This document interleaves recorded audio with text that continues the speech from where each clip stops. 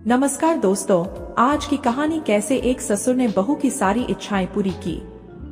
मधु की शादी को 2 साल हो चुके थे।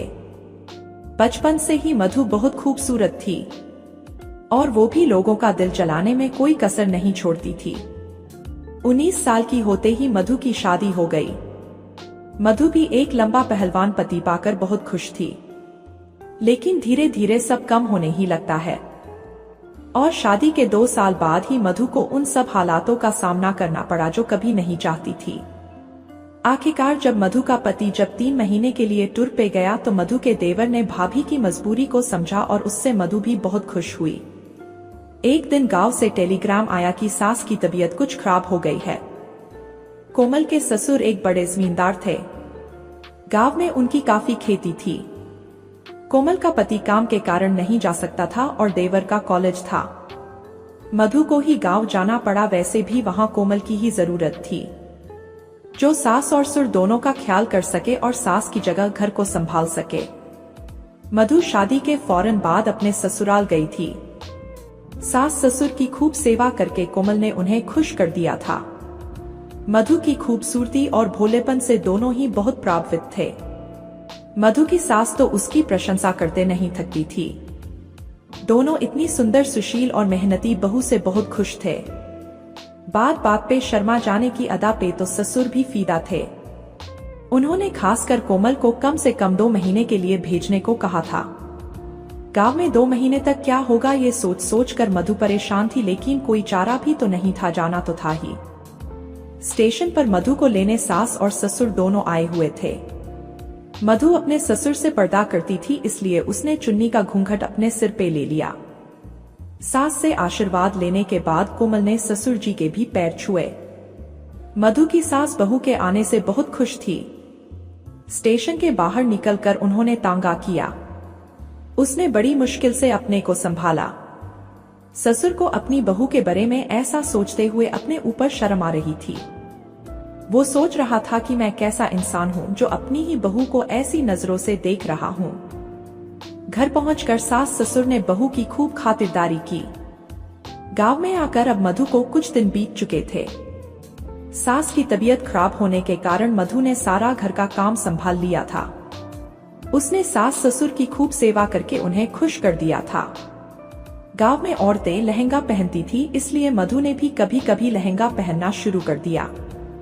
लहंगे ने तो कोमल की जवानी पे 4 चांद लगा दिए। मधु के ससुर की इच्छा 7वें आसमान पर थी। मधु की सास तो अब पूजा पाठ में ही ध्यान लगाती थी। धीरे धीरे मधु का ससुर को विश्वास होने लगा था कि अब उसकी उम्र निकल गई है। लेकिन जब से बहू घर आई थी तो जवानी की यादें फिर से ताजा हो गई थी। जब से बहू आई थी तब से मधु के ससुर की रातों की नींद उड़ गई थी। मधु जी जान से अपने सास ससुर की सेवा करने में लगी हुई थी। मधु को महसूस होने लगा था कि ससुर को उससे कुछ अजीब सी उम्मीद है। ससुर जी तो उसके पिता के समान थे। एक दिन की बात है, मधु ने अपने कपड़े धोकर छत पर सूखने को डाल रखे थे। इतने में घने बादल छा गए, बारिश होने वाली थी। ससुर जी मधु से बोले, बहू बारिश होने वाली है, मैं ऊपर से कपड़े ले आता हूँ। मधु बोली, नहीं पिताजी, आप क्यों तकलीफ करते हैं, मैं अभी जाके लाती हूँ। उसे मालूम था कि आज सिर्फ उसी के कपड़े सूख रहे थे। अरे बहू, तुम पूरे दिन इतना काम करती हो, इसमें तकलीफ कैसी? हमें भी तो कुछ काम करने दो, ये कह के ससुर जी छत पे चले गए। छत पे पहुंच के ससुर को पता लगा कि क्यों बहू खुद ही कपड़े लेने की जिद कर रही थी। डोरी पर सिर्फ 2 ही कपड़े सूख रहे थे। ससुर से रहा नहीं गया और उसने कपड़ों को उतार लिया और नीचे लेकर आ गया। ससुर बोले, बहू ऊपर तो यही 2 कपड़े थे। मधु शर्माते हुए बोली, पिताजी इसीलिए तो मैं कह रही थी कि मैं ले आती हूँ, आपने बेकार ही तकलीफ की। तुम्हारी उम्र में अक्सर बहुत जल्दी नए नए कपड़े की जरूरत हो जाती है। गांव में तो औरतें ऐसे कपड़े पहनती नहीं है, लेकिन अगर जरूरत हो तो अपनी सासू माँ को बोल देना, शहर जाकर और खरीद लाएगी। नहीं तो हम गए तो हम ले आएंगे। इस घटना के बाद ससुर ने मधु के साथ और खुलकर बातें करना शुरू कर दिया था। एक दिन सासू को शहर में जाना था। ससुर उनको लेकर शहर जाने वाला था। दोनों घर से सबा स्टेशन की ओर चल पड़े। रास्ते में ससुर के जान पहचान का लड़का कार से शहर जाता मिल गया। ससुर ने कहा कि तुम्हारी आंटी को भी साथ ले जाओ। ससुर जी घर वापस आ गया। दरवाजा अंदर से बूंद था। बाथरूम से पानी गिरने की आवाज आ रही थी। शायद बहू नहा रही थी। मधु तो समझ रही थी कि सास ससुर शाम तक ही वापस लौटेंगे। ससुर के कमरे का एक दरवाजा गली में भी खुलता था। ससुर कमरे का ताला खोल के कमरे में आ गया। उधर मधु बेड पर थी। वो तो समझ रही थी कि घर में कोई नहीं है। मधु नहा करके बाहर ऐसे ही अपने कपड़े सुखाने के आंगन में आ गई। ससुर अपने कमरे के पर्दे के पीछे से सारा नजारा देख रहा था। फिर एक दिन मधु ने खेतों में जाने की इच्छा प्रकट की। उसने सासू माँ से कहा, मम्मी जी मैं खेतों में जाना चाहती हूँ। अगर आप इजाजत दें तो आपके खेत और फसल देख कर आ जाऊं। शहर में तो ये देखने को मिलता नहीं है। अरे बेटी, इसमें इजाजत की क्या बात है। सासू बोली, तुम्हारे ही खेत हैं, जब चाहो चली जाओ। मैं अभी तुम्हारे ससुर जी से कहती हूँ तुम्हें खेत दिखाने ले जाए। मधु बोली, नहीं नहीं मम्मी जी, आप पिताजी को क्यों परेशान करती हैं, मैं अकेली ही चली जाऊंगी। इसमें परेशान करने की क्या बात है, कई दिन से ये भी खेत नहीं गए हैं, तुझे भी साथ ले जाएंगे। सासू माँ ने ससुर जी से कहा, सुनते हो, आज बहू को खेत दिखा लाओ। कह रही थी मैं अकेली ही चली जाती हूँ। मैंने ही उसको रोका और कहा, ससुर जी तुझे ले जाएंगे। ठीक है मैं ले जाऊंगा, लेकिन अकेली भी चली जाती तो क्या हो जाता। गांव में किस बात का डर। सासू बोली, कैसी बातें करते हो जी, जवान बहू को अकेले भेजना चाहते हो। अपनी जवानी तो उससे संभाली नहीं जाती, अपने आप को क्या संभालेगी। ससुर और बहू दोनों खेत की ओर निकल पड़े। ऐसा नजारा तो ससुर जी को जिंदगी में पहले कभी नसीब नहीं हुआ। ऐसा नजारे के कारण उनकी नजरें कुछ ऐसी टिकी रही। अचानक साइड की पगडंडी से दो गधे मधु के सामने आ गए। रास्ता इतना कम था कि साइड से आगे निकलना भी मुश्किल था। मजबूरन मधु को गधों के पीछे पीछे चलना पड़ा। अचानक कोमल का ध्यान पीछे वाले गधे पे गया। अरे पिताजी देखिए, ये कैसा गधा है, इसकी तो 5 टांगे हैं। बेटी तुम तो बहुत भोली हो, जरा ध्यान से देखो, इसकी 5 टांगे नहीं हैं। मधु अपने आप को कोसने लगी कि ससुर जी से क्या सवाल पूछ लिया। ससुर को अच्छा मौका मिल गया था। बाद में ससुर ने मधु के साथ इस तरह की बातें कर ही रहा था कि वाही हुआ जो कोमल मन ही मन सोच रही थी। कुछ ऐसे नजारे से मधु डर गई। ससुर ने मधु को, इसमें डरने की क्या बात है, यहाँ तो वही हो रहा जो एक पति पत्नी में होता है। तब मधु बोल, चलिए पिताजी वापस चलते हैं, हमें अच्छा नहीं लग रहा है। ससुर जी ने कहा, क्यों बहू, वापस जाने की क्या बात है। इतनी भोली तो थी नहीं, दुनियादारी अच्छी तरह से समझती थी। वो अच्छी तरह समझ रही थी कि ससुर जी मौके का फायदा उठा के सहानुभूति जताने का बहाना बना रहे हैं। मधु सोच रही थी कि ससुर जी उससे कुछ ज्यादा ही खुलकर बातें करने लगे हैं। इस तरह की बातें बहू और ससुर के बीच तो नहीं होती है। ससुर ने मधु को सारा खेत दिखाया और खेत में काम करने वाली औरतों से भी मिलवाया। मधु थक गई थी, इसलिए ससुर ने उसे एक आम के पेड़ के नीचे बैठा दिया। बहू तुम यहाँ आराम करो, मैं किसी औरत को तुम्हारे पास भेजता हूँ। जब खेत में काम करने वाली औरत उसके पास आई तो उसने मधु को उसके ससुर की सारी सच्चाई बता दी। उसने कहा, तुम्हारे ससुर ने अब तक बहुत झंडे गाड़े हैं। तब मधु के सारी बातें समझ आ गई। जब ससुर के बारे में सुना तो मधु भी अपने मन में कुछ बुनने लगी। उसने सोचा, क्यों न ससुर जी मेरी हर आवश्यकता को पूरा कर सकते हैं। ससुर और बहू में अब गहरी दोस्ती हो गई। मधु को अब सासू और ससुर का भरपूर प्यार पाकर बहुत खुश थी। तो दोस्तों, कैसी लगी हमारी कहानी? अच्छी लगी हो तो हमारे चैनल को सब्सक्राइब। नमस्कार दोस्तों, आज की कहानी मेरी और मेरी प्यारी भाभी के साथ दोस्ती की है। कैसे भाभी ने मेरे साथ क्रिकेट मैच खेला। मेरा नाम अंश है। मेरे पिताजी अध्यापक थे, अब वो रिटायर हो गए हैं। माताजी गृहिणी हैं। मेरा सबसे बड़ा भाई मुझसे उम्र में बहुत बड़ा है। मेरे बड़े वाले भाई की शादी जल्दी हो गई थी। जिस वक्त भाई की शादी हुई थी उस वक्त मैं काफी छोटा था। भैया भाभी की शादी के कई साल बहुत ही अच्छे गुजरे और इस दौरान उनके 3 बच्चे भी हो गए। लेकिन कहते हैं कि इंसान को कितना भी अच्छा मिल जाए पर दूसरे की थाली में घी ज्यादा नजर आता है। यही सब मेरे भाई के साथ भी था। भाई का गांव की ही किसी अन्य औरत के साथ दोस्ती शुरू हो गई। जब तक यह बात घर पर पता नहीं चली तब तक मेरे भाई ने खूब मजे किए। जैसे ही ये बात भाभी को पता चली वैसे ही घर में झगड़ा शुरू हो गया। भाभी ने भाई को खूब समझाया लेकिन भाई उस दोस्त को छोड़ने को तैयार ही नहीं था। जब ऐसी स्थिति होती है तो स्वाभाविक है कि कोई इंसान कितना भी अच्छा क्यों न हो वो बदलने पर मजबूर हो जाता है। तो भाभी दुखी और उदास रहने लगी। अब भाभी हमेशा अपने में खोई रहती थी। जो भाभी पहले हमेशा हंसती और मुस्कुराती रहती थी वे अब नीरस रहने लगी। दोस्तों, मेरी प्यारी भाभी सच में कहीं से भी किसी अदाकारा से कम नहीं लगती थी। एक दिन भैया और भाभी में उस बात को लेकर बहुत बड़ा झगड़ा हो गया। भैया घर छोड़कर चले गए और भाभी ने अपने आप को कमरे में बंद कर लिया। घर वालों के कहने पर भाभी दरवाजा नहीं खोल रही थी। तब मैं गया और भाभी से बहुत मिन्नतें की।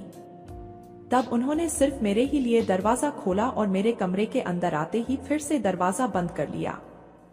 भाभी मुझे बहुत मानती हैं। बचपन में मैं जब छोटा था तब भाभी के साथ ही सोता था और अब मैंने अभी जवानी की अवस्था में कदम ही रखा था। कमरे का दरवाजा बंद कर लेने पर घर वालों को मेरे ऊपर कोई शक भी इसीलिए नहीं था क्योंकि भाभी के लिए मैं उनका बेटा जैसा था। ना ही मेरे दिमाग में इस तरह का कोई विचार था। भाभी को बहुत समझाने पर भी भाभी कमरे से बाहर आने को तैयार नहीं हो रही थी और ना ही घर वालों से कोई बात करना चाहती थी। वे बस एक ही बात कह रही थी, समझाना है तो अपने बेटे और अपने भाई को समझाओ। मेरी क्या गलती है जो आप लोग मुझे समझा रहे हो। वैसे भाभी की बात भी सही थी क्योंकि सारी गलती मेरे भाई की थी। भाभी तो अब कमरे से बाहर निकलने का नाम ही नहीं ले रही थी।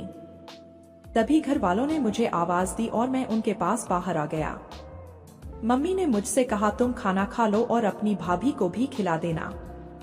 रात में इसके पास ही सो जाना, ये कहीं गुस्से में कुछ कर न ले। मैं भाभी का खाना लेकर भाभी के पास आ गया। भाभी ने खाना खाने से इनकार कर दिया पर जैसे तैसे मैंने उन्हें खाना खिला दिया और खुद भी खा लिया। भाभी ने मुझसे कहा, तुम जाकर सो जाओ, मुझे मेरे हाल पर छोड़ दो। तो मैंने कहा, मैं यहीं आपके पास सोऊंगा। तो भाभी बोली, ठीक है। मैंने कहा, मैं बाहर से बिस्तर ले आता हूँ और यहीं नीचे बिछाकर सो जाऊंगा। भाभी बोली, मेरे लिए तो तुम अभी भी बच्चे हो इसलिए तुम मेरी बगल में सो जाना। मैंने किसी तरह भाभी को समझना चाहा कि आप अपना दुख मेरे साथ बांट सकती हो। फिर हम दोनों सो गए। अब जब सुबह हुई तो भाभी का मन कुछ कुछ बदला सा लग रहा था। शायद अब भाभी भी अपनी जिंदगी जीना चाहती थी। कुछ दिन बाद मेरा बड़ा भाई वापस लौट आए, लेकिन भाई अपनी दोस्त के साथ मजे करते। अब भाभी ने मेरे ऊपर ध्यान देना शुरू कर दिया था। अब जब भी मैं घर पर होता तो भाभी मेरे साथ ऐसी ऐसी हरकतें करने लगी जो उन्होंने पहले कभी नहीं की थी। अब धीरे धीरे मेरा ध्यान भी भाभी पर जाने लगा और एक दिन अचानक कुछ ऐसा हुआ कि मैं तो देखता ही रह गया। उस दिन घर पर कोई नहीं था। भाई भी अपनी दोस्त के यहाँ गया हुआ था। भाभी ने मुझे कहा कि मैं तुम्हारे साथ क्रिकेट खेलना चाहती हूँ।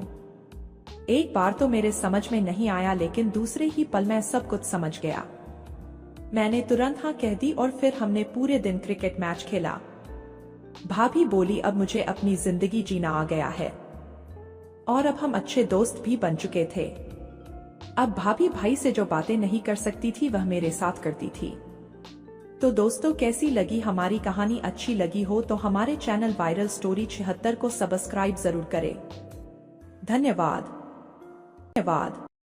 नमस्कार दोस्तों, मेरा नाम अनु है और मैं एक हाई प्रोफाइल घर से हैं और मेरी उम्र 27 वर्ष है और रोजाना जिम जाकर वर्कआउट करती हूँ। मेरे पति एक मल्टीनेशनल कंपनी के मालिक हैं। हमारी शादी को 5 साल हो गए हैं। जब मेरी शादी हुई थी तो घर पर मेरे सास ससुर भी थे, लेकिन कुछ सालों में वो दोनों ही गुजर गए। अब इस बड़े बंगले में केवल मैं और मेरे पति ही रहते हैं। घर का काम करने के लिए 2 नौकरानियां हैं। मेरे पति के पास पैसों की कोई कमी नहीं है, यदि कोई कमी है तो बस समय की। मेरे पति के पास मेरे लिए जरा सा भी समय नहीं रहता। जब कभी किसी पार्टी में जाना होता है तो वही एक ऐसा पल होता है जहां हम दोनों कुछ पल साथ में बाहर बिताते हैं। वो घर से भी जल्दी काम पर जाते हैं और रात देर से ही आते हैं। फिर भी ऐसा बिल्कुल भी नहीं है कि वो मुझे खुशी नहीं देते। वास्तव में मेरे पति मुझे हर प्रकार की खुशी देते हैं और मैं उनसे खुश भी हूं। लेकिन सास ससुर के गुजरने के बाद मैं घर पर अकेली ही रहने लगी थी। कभी कभी ही कोई रिश्तेदार का आना होता था या हम कहीं बाहर जाते थे जिससे मेरा मन बहलता था। मैं दिन भर घर पर अपने फोन में ही लगी रहती थी। मैं मोबाइल पर फिल्म देखने की आदी थी। मैंने अपने पति को भी कई बार कहा कि चलिए कभी हम भी कुछ अलग करके देखते हैं, लेकिन उनका इस तरह से कभी मन नहीं किया। उन्हें ये सब बिल्कुल भी पसंद नहीं था। धीरे धीरे मुझे इससे बोरियत सी होने लगी और मुझे कुछ नया करने की चाहत होने लगी, लेकिन इसके लिए मेरे पति कभी मेरी बात मानने को तैयार नहीं हुए। मैंने अपनी एक खास सहेली से इस बारे में बात की तो उसने मुझे अपनी राय दी, लेकिन मैं ऐसा बिल्कुल भी नहीं कर सकती थी क्योंकि उसकी बातें मेरे समझ से परे थी। फिर मेरी उसी सहेली ने मेरे लिए ऐसा कुछ किया जिससे कि मेरी लाइफ पूरी तरह से बदल गई। हुआ यूं कि हम दोनों सहेलियां एक दिन घर पर ही बैठी हुई वाइन पी रही थीं। वाइन पीते हुए ही उसने मुझसे मेरी प्रॉब्लम के बारे में पूछा तो मैंने उससे वही बात फिर से बताई। मेरी समस्या को सुनकर वो कुछ सोचने लगी और मैं उसके जवाब का इंतजार करने लगी। उस वक्त मेरे घर की नौकरानी घर पर काम कर रही थी। उसे देखते हुए पता नहीं कैसे उसके मन में एक ख्याल आया। उसने मुझसे कहा, क्यों न मैं एक नौकर का इंतजाम कर दूं जो तेरे घर का भी काम करे। मैंने कहा, हमारे घर पर तो 2 नौकरानियां हैं। वाइन की ग्लास लेकर बालकनी से बाहर देखती हुई कुछ और सोचने लगी। फिर मुझसे बोली, यार तेरा बगीचा कितना गंदा रहता है, इसकी साफ सफाई क्यों नहीं करवाती। मैंने उससे कहा, उसमें ज्यादा फूल पौधे नहीं लगे हैं और जो कचरा रहता है तो महीने में बस एक बार साफ करवाते हैं। इस पर उसने फिर से मुझे एक आइडिया दिया। वो बोली, क्यों न तू अपने बगीचे में ढेर सारे पौधे लगवा ले और उसकी देखरेख करने के लिए एक माली को काम पर रख लेना। उसके लिए तू अपने पति को मना ले, बस इसके बाद तेरी हर समस्या का समाधान हो जाएगा। ये बात घर के अंदर तक ही रहेगी। मैंने भी सोचा कि ये तरीका अच्छा है। इसके लिए मैं पति को भी आसानी से मना सकती हूँ। उसी रात मैंने पति से कहा, मुझे अपने बगीचे में फूल पौधे लगवाने हैं और इसकी देखरेख करने के लिए किसी को काम पर रख लेते हैं। उन्होंने बड़ी आसानी से मुझे इसकी इजाजत दे दी। अगले दिन मैंने अपनी सहेली को घर बुलाया और उसे सब बात बताई। मैंने उससे पूछा कि ऐसा आदमी कहाँ मिलेगा जो बगीचे की अच्छे से देखभाल कर सके। इस पर उसने कहा, इसकी बिल्कुल भी चिंता मत कर। एक आदमी है मेरे पहचान का जो ये सब काम करने के लिए तैयार हो जाएगा। वैसे भी तुम्हारे जैसे अमीर घर पर कोई गरीब परिवार का आदमी काम के लिए तैयार हो जाएगा और जी जान लगाकर काम करेगा। उसकी बात को मानते हुए मैंने उसे इस काम के लिए हाँ कह दिया। उसके बाद 1-2 दिन बाद ही हम दोनों बाजार जाकर ढेरों फूल पौधे खरीद लाए। बस अब इंतजार था तो उस माली के आने का जिससे मेरी सहेली ने बात की थी। 2 दिन तक तो वो नहीं आया। मेरी सहेली ने बोला कि अगले दिन वो उसे लेकर आ रही है। दोपहर में 1 बजे मेरे घर की डोरबेल बजी। मैं उस वक्त सोफे पर बैठी टीवी देख रही थी। मेरी नौकरानी ने जाकर दरवाजा खोला और मेरी सहेली अंदर आई। उसे अकेली अंदर आते देख मेरा दिल टूट सा गया। मैंने इशारे से ही उससे पूछा कि क्या हुआ, अकेली आई है। उसने मेरा हाथ पकड़ा और मुझे ऊपर बालकनी में ले गई। बालकनी में जाकर उसने बगीचे की तरफ इशारा किया और मैं बगीचे में देखने लगी। वहां एक आदमी फूलों को देख रहा था। मैं तुरंत बोली, ये है क्या? ये तो एक बूढ़ा आदमी है। मेरी सहेली ने कहा, वो बूढ़ा है तो इससे क्या हुआ, कौन सा तुझे इससे शादी करनी है? ये ऐसा आदमी है जो बगीचे की अच्छे से देखभाल कर सकता है। अगर बाद में तुझे इसका काम पसंद नहीं आया तो दूसरा कोई देख लेंगे। लेकिन एक बार इसे अपना काम करने दे, काम अच्छा नहीं किया तो बोलना। मैं थोड़ी देर के लिए सोच में पड़ गई कि क्या करूं। फिर अपने मन में सोचा कि चलो ये इतना बोल रही है तो इसकी बात मान लेती हूं। इसके बाद हम दोनों ही नीचे कमरे में आ गए और उस आदमी को अंदर बुलाया। वो अंदर आया तो खड़ा हो गया। मैंने उसे सोफे पर बैठने के लिए कहा। पता नहीं क्यों मुझे तो उससे बात करने में काफी शर्म आ रही थी, इसलिए मेरी सहेली ने ही उससे बात की और 16,000 रुपए महीने में वो हमारे यहाँ काम सब करने के लिए तैयार हो गया। हम लोगों में बात हो गई। उसने कल से ही काम पर आने के लिए बोला और चला गया। उसके जाने के बाद मेरी सहेली ने मुझे और ज्यादा समझाया। मैंने उससे पूछा, क्या तू इसको जानती है और क्या इससे बगीचे बारे में सब बात कर ली है? उसने कहा कि मैंने सब बात कर ली है, तभी उसे लेकर आई हूँ। इसको मैं 2 साल से जानती हूँ। ये पहले मेरी एक सहेली के घर पर काम कर चुका है। अगले दिन सुबह से ही वह काम पर आने लगा। पहले ही दिन मैंने अपने पति से उसकी मुलाकात करवाई और पति ने अपने तरीके से उसकी जांच पड़ताल की। इस बीच मेरे पति ने उससे पूछा, तुम रहते कहाँ हो? उसने अपने रहने की जगह बताई। इस पर मेरे पति ने कहा कि वो जगह तो यहाँ से 20 किलोमीटर दूर है। अगर तुम चाहो तो तुम हमारे घर के पीछे बने सर्वेंट हाउस में रह सकते हो और इसके लिए तुम्हें कोई किराया भी देने की जरूरत नहीं है। तुम यहाँ रहोगे तो हमारे बगीचे के साथ साथ घर का भी और काम कर सकते हो। हमारे घर में सेफ्टी भी रहेगी। इस बात पर उसने तुरंत ही हाँ कह दी। 2 दिन में ही वो हमारे घर में आकर रहने लगा। धीरे धीरे समय आगे बढ़ता रहा और उसे हमारे घर पर काम करते हुए 1 महीना हो गया। इस बीच न मेरी उसे कुछ कहने की हिम्मत हो रही थी और उसने ही मुझे कुछ कहा। फिर एक दिन मेरी सहेली घर आई और उसने मुझसे पूछा, क्या हुआ? जब मैंने उसे सब कुछ बताया तो वो भी मेरे ऊपर हंसने लगी। मैं करती भी क्या, ऐसा कुछ मैंने पहले कभी नहीं किया था, इसलिए मेरे अंदर काफी ज्यादा डर था। फिर मेरी सहेली मुझसे बोली, एक काम कर, जिस दिन तेरे पति बाहर जाए उस दिन घर पर पार्टी करते हैं। उस दिन मैं तेरे अंदर का डर बाहर निकाल दूंगी। मैं भी इसके लिए तैयार हो गई। उसके ठीक 1 हफ्ते बाद मेरे पति का कंपनी के काम से विदेश जाने का प्लान बना। उन्होंने मुझे भी साथ चलने के लिए कहा, लेकिन मैंने जाने से मना कर दिया। यह बात मैंने अपनी सहेली को बताई और उसने मुझे सब कुछ समझा दिया। जिस दिन मेरे पति विदेश गए उस दिन शाम को मैंने पार्टी करने का प्लान बनाया।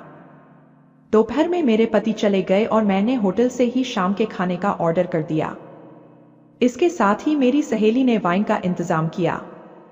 शाम को 7 बजे मेरी सहेली मेरे घर आ गई। मेरी सहेली ने पहले से ही माली को सब बता दिया था कि आज हम पार्टी करने वाले हैं। शुरू में हम तीनों ने वाइन पीना शुरू किया। धीरे धीरे वाइन का दौर चलता रहा और हम तीनों को ही नशा छाने लगा। इसके बाद हम तीनों ने साथ में खाना खाया। खाना खाने के बाद भी मेरी सहेली ने एक और वाइन का पैक तैयार किया और फिर हमने बगीचे में पूरी रात पार्टी का आनंद लिया। तो दोस्तों, कैसी लगी हमारी कहानी? अच्छी लगी हो तो हमारे चैनल को सब्सक्राइब जरूर करें।